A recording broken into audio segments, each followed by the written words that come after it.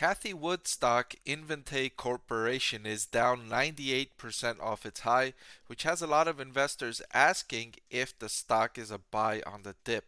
So in this video, I'll answer that question looking at the company's financial metrics and valuation, and then finally answering if this innovative Cathie Wood stock is a buy on this huge dip. So let's get right into it. As I mentioned, the stock is down 98% off its highs. The company has done a good job generating revenue, generating excellent prospects in terms of innovative technology with genetic testing, but it's yet to turn this business into a profitable one, which I will show you right here. So look at its quarterly revenue. You could see explosive revenue growth up until the latest couple of quarters where the company did experience a dip in revenue. Regardless, it generated 117 million in revenue in its latest quarter, much higher than the less than 40 million in revenue it generated in 2018 on a quarterly basis.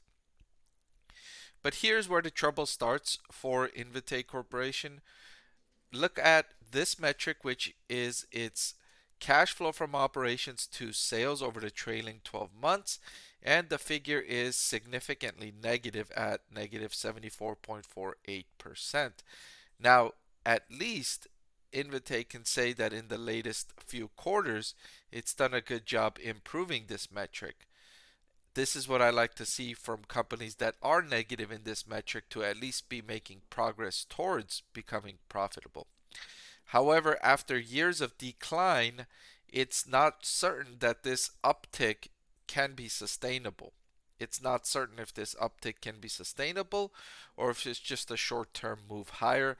I would like to see a more sustained recovery upward to feel confident that it's moving in the right direction, that it has economies in scale.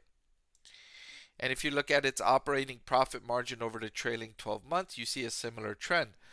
It's been heading down for several years before the company had turned things around and making progress, but still, negative 122% operating profit margin is hugely negative. That means if a company generates $100 in sales, it will lose more than $100 on the bottom line. It's costing the company more to operate than it is making sales, and this company's been around for several years. It's not like it's a brand new company in operation for a year or two. So this is a bit troubling on the one hand, and on the other hand, it's a bit encouraging that the company did turn things around and it's moving higher. Finally, I wanted to look at valuation, and the stock is trading significantly down off its high. I chose to use the forward price to sales ratio, and at 0.498, this is significantly below the peak of close to forward price to sales of near 20 the stock was trading at in 2021. I would argue it should never have been trading that expensively, but we all know if we were following the stock market in 2021, there was a bit of a frenzy going on where stock prices were elevated meaningfully higher than I would feel comfortable buying them at. Still, the company at 0.498 is no bargain. To answer the question if this stock is a buy, I would say not yet, not just yet. I would like to see more evidence of the company making progress in reducing these losses on the bottom line and the losses in cash flow from operations before I would feel comfortable investing in this stock.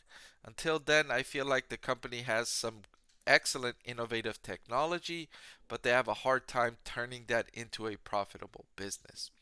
Alright, but that's all I've got for this video. Thank you so much for watching. I want to thank the Motley Fool for sponsoring this video. Visit fool.com/Parkev for the 10 best stocks to buy now.